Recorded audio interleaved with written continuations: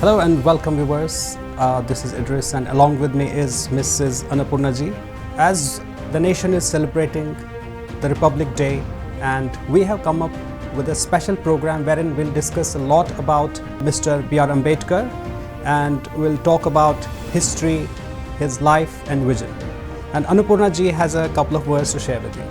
In today's program, we are going to discuss the life of Ambedkar and also about the Constitution, and we will understand the important key points in the Constitution which the Ambedkar had given to the society to the modern era. And not only this, we'll discuss about Ambedkar's life in the spiritual perspective also, and what is our Constitution all about. What does it actually talk about the society, spirituality and love, compassion and whatnot.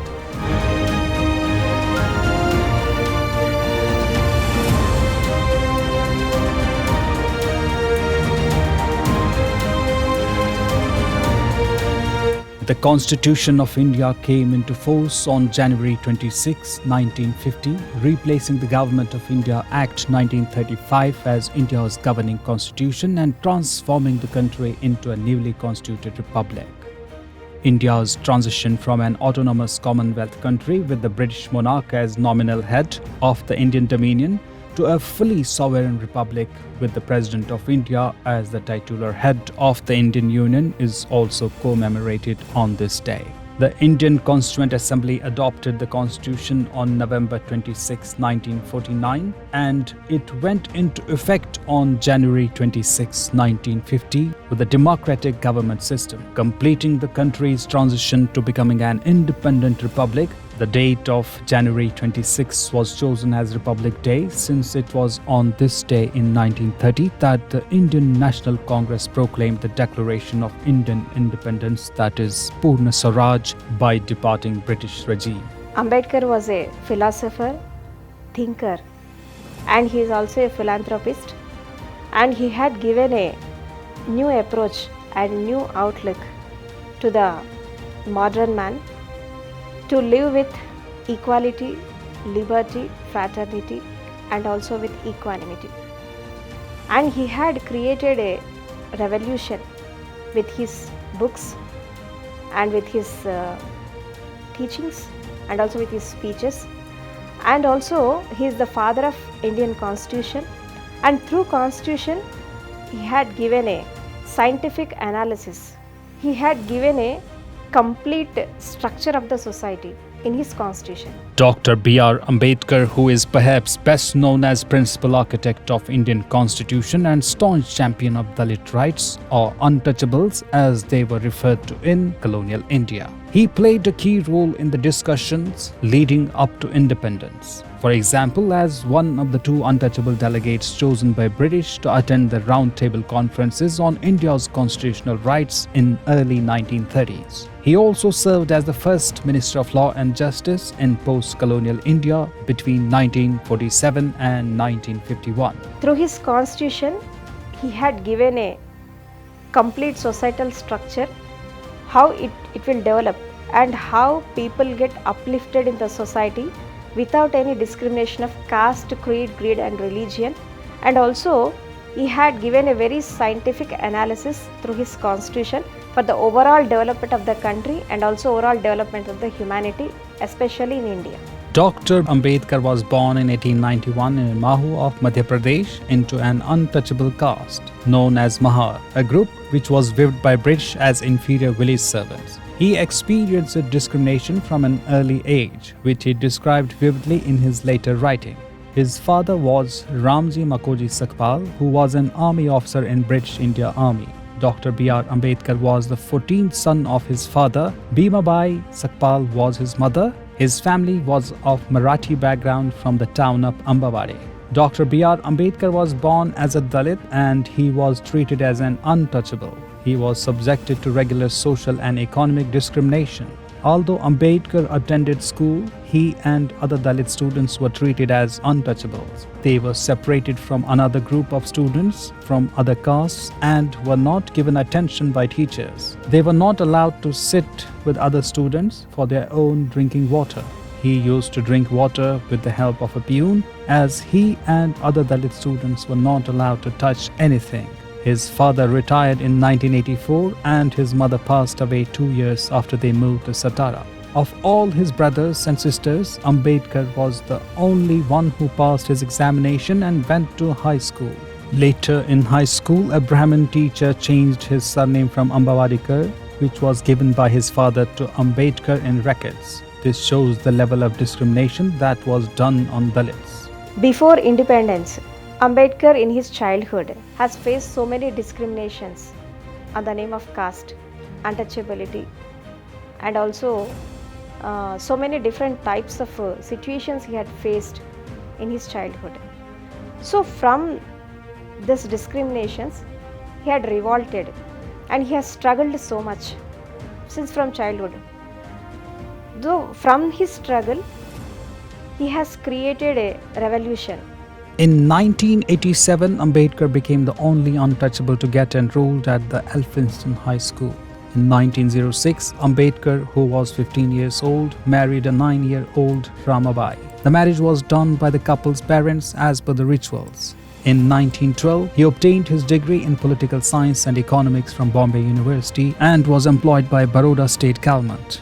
In 1913, Ambedkar moved to the United States as he was awarded a scholarship there for 3 years by Sayajirao Gaikwad. The scholarship was designed to provide opportunities for postgraduate education at Columbia University in New York City. In 1915, he majored in economics, sociology, history, philosophy, and anthropology. In 1917, he completed his master's degree and wrote a thesis on the problem of rupee, its origin and solution. And in 1923, he completed a DSc in economics, which was awarded by University of London. And he died on December 6, 1956 in New Delhi. He had seen the people and their conditions and especially their miserable conditions and the discriminations in the society, and he had suffered a lot while seeing the people. And what he had that unless until that if the caste system is not eradicated in India, India won't develop. The people won't develop. So he had raised a revolution of annihilation of caste. Ambedkar was involved in campaigning and negotiation of India's independence. After independence, he became the chairman of drafting committee of Indian Constitution. After India's independence, he was the first Minister of Law and Justice and is considered to be the architect of Indian Constitution. In 1956, he converted to Buddhism, resulting in the mass conversion of Dalits. In 1948, Ambedkar suffered from diabetes. After fighting diabetes for almost 7 years, Ambedkar passed away in his sleep on December 6, 1956 at his home in Delhi. When we have to eradicate the caste system in India, we have to give a new structure to the society. So he had given a new structure and new analysis through his constitution. Dr. Ambedkar played a key role in the formation of Reserve Bank of India in 1935. Back in 1955, he was the first person to propose the partition of Madhya Pradesh and Bihar for better government. He also wanted to make Sanskrit the India's official language, and he took part in the Lok Sabha elections twice but failed to win on both occasions. Waiting for Visa, his autobiography is used as a textbook at Columbia University. He was opposed to the principle of employment and constituency reservation and didn't want the system to exist at all. He was the first Indian to earn a PhD degree outside of India. Ambedkar was the one who pushed for a reduction in India's working hours from 14 to 8 hours a day. He was a vocal opponent of Indian Constitution Article 370, which granted state of Jammu and Kashmir special status. He had become a representative of the people about their problems who are facing and who are from the oppressed and repressed classes. As Ambedkar was a victim of caste discrimination, he thrived on uplifting the pitiable state of untouchables in society. He founded a weekly journal called Mukh Nayak, which enabled him to criticize the belief of Hindus. He was passionate about eradicating the practice of caste discrimination in India, which led him to establish Bahishkrit Hitkarni Sabha. The main goal of the organization was to provide education to the backward classes. In 1927, he continuously worked against untouchability. He followed the footsteps of Gandhi and led the Satyagraha movement. The untouchables were denied access to the main source of drinking water and entry in temples. And most of the constitution was written by Ambedkar.